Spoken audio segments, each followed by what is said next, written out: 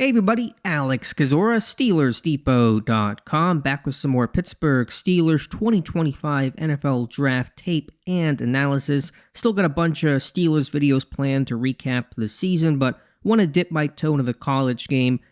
Looking at quarterbacks, Pittsburgh certainly could take a quarterback, not one of the top two names. They won't be there in all likelihood, but day two candidates. And of the guys I've watched, Ohio State's Will Howard is easily my favorite and a guy that could be on Pittsburgh's radar, so let's talk about it.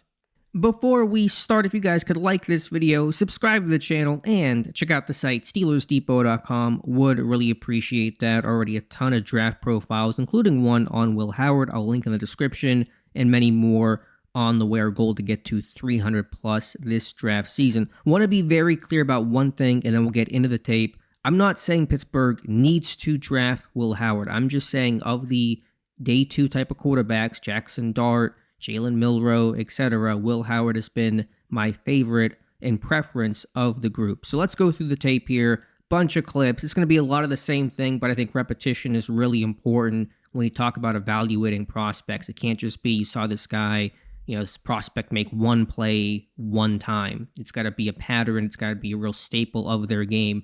And I look for quarterbacks who have high-end traits, who can do something really exceptionally well. If you don't have that, if you're just kind of, B's at everything, you're not A's in any category, I think it's hard to be that franchise quarterback. For Howard, I think his touch, his accuracy, ability to layer the football is really high end, and we're seeing a great clip here against Tennessee. Drop this one in the bucket to wide receiver Jeremiah Smith, hits him in stride, doesn't have to slow down, doesn't have to catch up for it. Just a beautiful ball. I think Howard's touch, accuracy, timing on these throws is really impressive.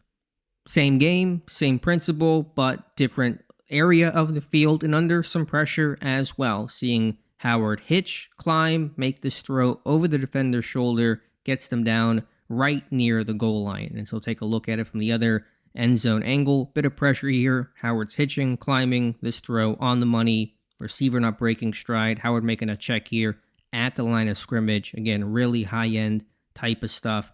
Overall, free rusher off the edge. We're climbing to avoid it and drop this one in the bucket. This is a third down, so money situation here in opposing territory. And same idea. It's a nice touch pass that you guys will see here in a moment. And sorry, the brightness is probably changing a little bit. That's just with the player I have.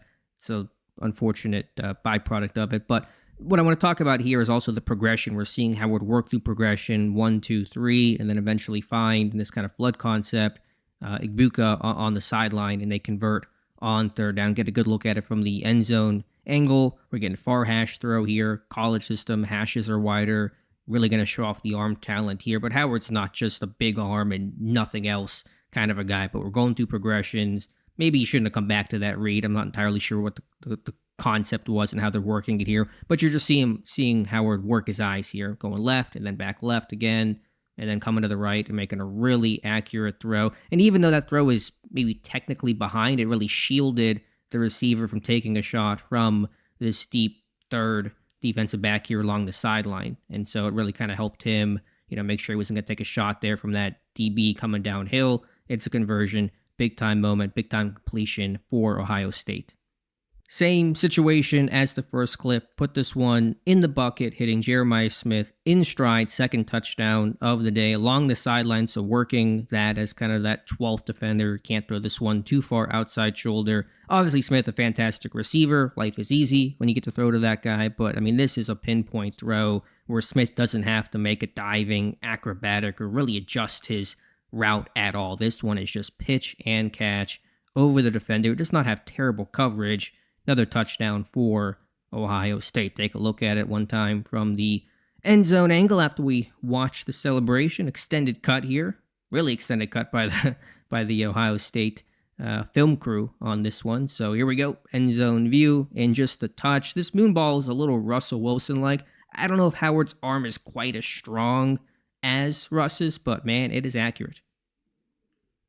One last clip from this Tennessee game, and again, we're just seeing the touch, the layering, the patience to let this route develop, and then right there over the underneath defender, along the sideline, but not leading his receiver out of bounds. We're going to see Howard really wait for this one, allow it to open up, show some patience, and then make a really good touch layer throw here to beat this zone coverage. And so just on the money, receiver in stride, gets his feet down, moving the chains. Here's a different trait from Howard, just to kind of run through in no particular order some of the notes I have. Howard just buying some time, pressure off the edge here, sliding to his left, finding his check down, his safety valve, who does a nice job post-catch to break a tackle and get some yards. So we're seeing Howard slide here subtly to avoid that sack. What becomes or could have become a sack turns into a nice gain. So some of that pocket movement from Howard, also impressive and a must in the NFL. We talk about outside the pocket, outside structure. That is important. That really separates the A-tier guys from the B-tier and below, but still most of the game played within the pocket, even for Mahomes, Josh Allen, Lamar, etc., seeing inside the pocket movement from Howard at a really impressive level.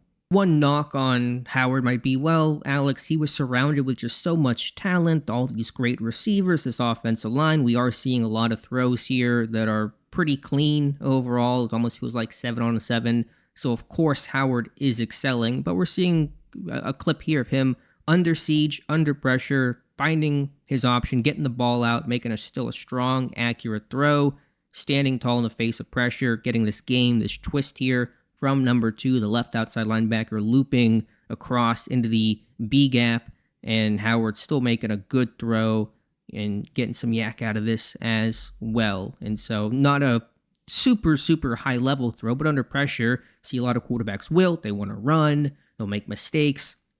Howard, not so here, still reading this one, throwing it. Receiver is open, but still a good ball to him. It's a conversion. And I sort of buried the lead here. This is the national title game, although the field, I'm sure, gave it away. And Howard played his best ball late in the season as the Buckeyes, as the 8th seed, won a national title and basically won it and secured it on this completion from Howard to Jeremiah Smith. And again, in the bucket, maybe slightly underthrown, but making a big-time play in the most critical moment a college player could have in their career with national title hopes on the line. Howard again flashing the arm, the accuracy, the touch, and it's a good throw. It's a nice catch as well, but I still put this one in the bucket category.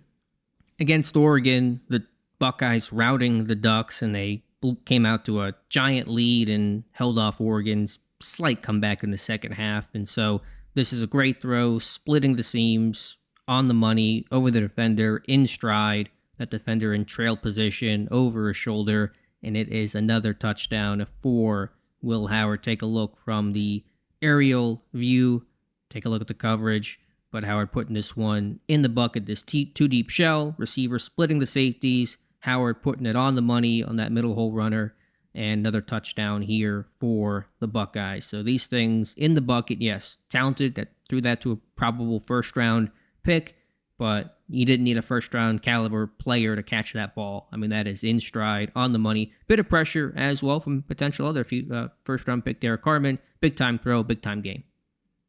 And then Howard's literal next throw on the ensuing possession to his man, Jeremiah Smith. This go ball, a little more velocity on this one. Smith, a nice diving catch, but still, I put it out in front. Let your receiver go out there and get it. Defender has no chance on this one. It's either incompletion or it's going to be caught by Smith. And it's caught, because they're always caught, by Jeremiah Smith. And so we're just seeing that arm talent, high level, consistent. I know I've shown a bunch of clips about the same thing. We got a couple more to go through, but I just want to hammer home the importance of seeing it on tape. Different games, different situations, different areas of the field, different route concepts. You can seam, the go ball. There was a wheel route I didn't show in this one for some sake of brevity.